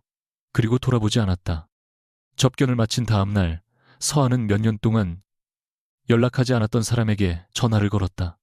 박유진, 예전 보안팀에서 서하와 함께 일했고 그녀가 마지막 사건에서 지키려 했던 후배였다. 발신 버튼을 누르기까지 10분이 넘게 걸렸다. 첫 번째 신호가 갔고 두 번째가 지나갔다. 세 번째에 전화가 연결됐다. 여보세요. 익숙하지만 조금 성숙해진 목소리를 듣는 순간 서하는 아무 말도 하지 못했다. 유진이 먼저 알아봤다. 선배, 그 한마디에 서하의 눈시울이 뜨거워졌다. 유진아, 긴 침묵 뒤 서하는 말했다. 미안하다는 말 하려고 전화했어. 유진은 웃지도 화내지도 않았다. 몇 년 만에 전화해서 그것부터 해요. 그때 내가 너를 지킨다는 이유로 혼자 판단했어. 네가 하지 말라고 했는데도 결국 네가 책임을 더 많이 지게 됐고. 전화기 너머에서 조용한 숨소리가 들렸다. 나도 선배 원망했어요. 유진이 말했다. 서아의 손이 굳었다. 그러나 도망치지 않았다. 알아. 근데 더 화났던 건 선배가 그 뒤로 사라진 거였어요. 사과도 안 하고 변명도 안 하고 혼자 벌받듯이 없어졌잖아요. 서아는 눈을 감았다.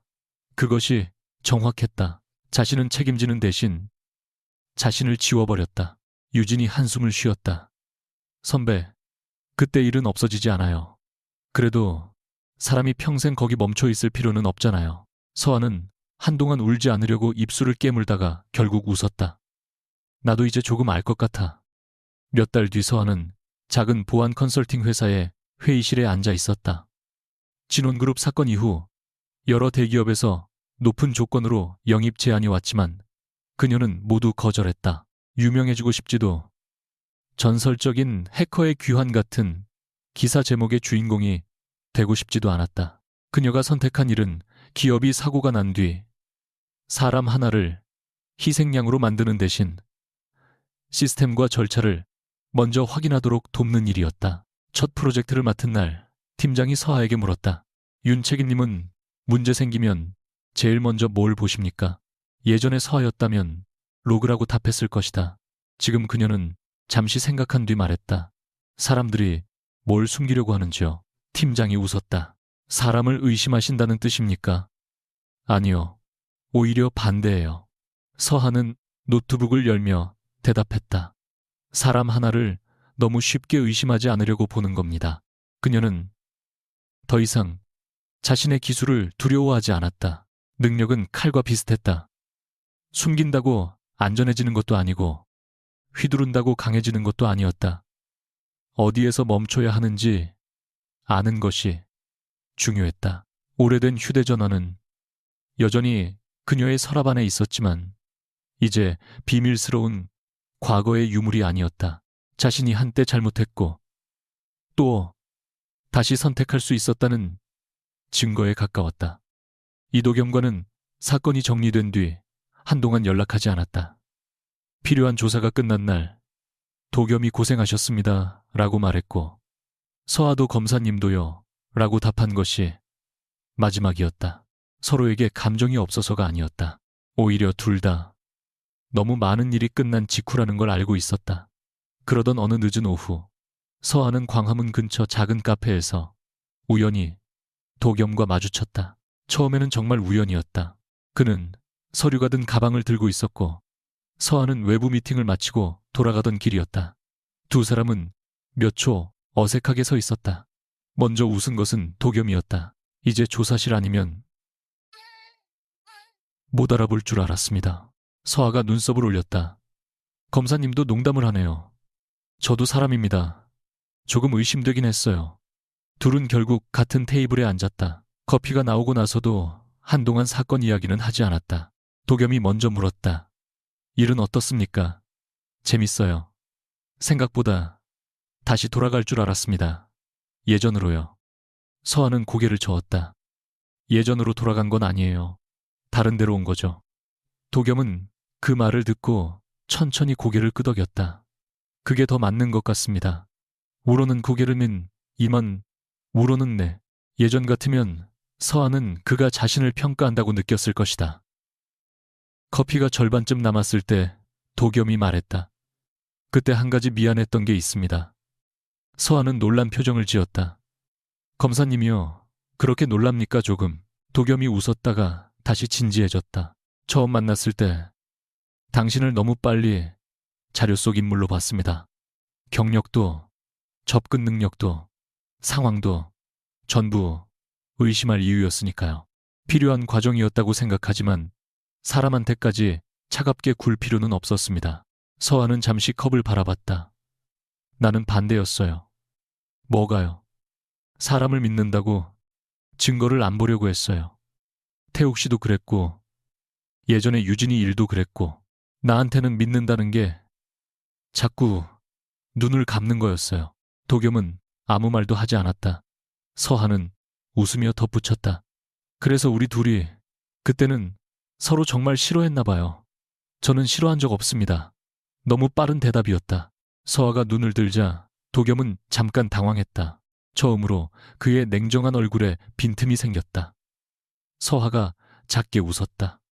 그 말 검사가 그렇게 쉽게 해도 돼요. 업무가 아니니까요. 짧은 침묵 뒤 도겸이 말했다. 그리고 한 가지 더. 그는 서하를 똑바로 바라봤다. 이번에는 뒤에 서지 마요. 그렇다고 내 뒤에 설 필요도 없고. 서하는 오래전 태욱이 했던 말을 떠올렸다. 평생 내 뒤에 서 있어. 앞으로 나서는 순간 범죄자가 되는 건 당신이니까. 그 문장은 한때 그녀를 가두는 벽처럼 느껴졌다.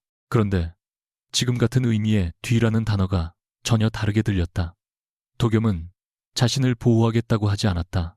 대신 어느 자리에도 자신을 밀어넣지 않았다. 서하는 잠시 창밖을 바라봤다. 광화문 거리에는 퇴근하는 사람들이 빠르게 지나가고 있었다. 아무도 그녀가 누구였는지 신경 쓰지 않았다. 그 평범함이 좋았다. 도겸 씨, 처음으로 검사라는 호칭 없이 이름을 불렀다. 그의 눈이 조금 커졌다. 나 아직 누군가랑 새로운 인생을 시작할 준비는 안 됐어요. 도겸은 실망한 표정을 감추려 하지도 설득하려 하지도 않았다. 알겠습니다. 근데 서하는 천천히 웃었다. 커피 한 번 더 마실 준비는 된 것 같아요. 도겸도 웃었다. 그건 다행이네요. 다음번에는 조사 질문 금지. 노력해보겠습니다. 노력 말고 약속. 그건 증거가 필요합니다. 서하가 웃음을 터뜨렸고 도겸도 결국 따라 웃었다. 사랑은 그 순간 완성되지 않았다. 오히려 아무것도 급하게 결정하지 않아도 된다는 사실에서 시작됐다. 반년 뒤 서하는 회사 옥상에서 서울의 저녁 불빛을 바라보고 있었다. 휴대전화에 유진에게서 메시지가 왔다. 다음 주 저녁. 약속을 확인하는 내용이었다. 조금 뒤에는 도겸에게서도 짧은 연락이 왔다. 오늘은 늦지 않게 끝났으니 저녁을 먹자는 메시지였다. 서하는 곧바로 답하지 않고 잠시 하늘을 바라봤다. 강태욱의 사건은 아직 모든 절차가 끝난 것은 아니었지만 그의 이름은 더 이상 서하의 하루를 결정하지 않았다. 진원그룹은 새로운 경영체제를 준비하고 있었고 언론도 이미 다른 사건을 쫓고 있었다. 세상은 생각보다 빨리 움직였다. 예전의 서하였다면 그 속도에 서운했을지도 모른다. 자신이 겪은 고통이 사람들에게 너무 쉽게 잊히는 것 같아서 지금은 오히려 고마웠다. 그녀 역시 계속 움직일 수 있었으니까. 서하는 도겸의 메시지에 답장을 보냈다. 30분 뒤에 보자고. 그리고 옥상 문을 향해 걸었다. 누군가의 두 걸음 뒤도 아니었다. 누군가를 쓰러뜨리기 위해 앞서 달려가는 것도 아니었다. 그녀가 원하는 속도로 자신이 선택한 방향으로 걷고 있었다. 한때 서하는 강태욱의 손목에 수갑이 채워지는 순간이 자신의 복수의 끝이라고 생각했다. 그러나 진짜 승리는 그날이 아니었다.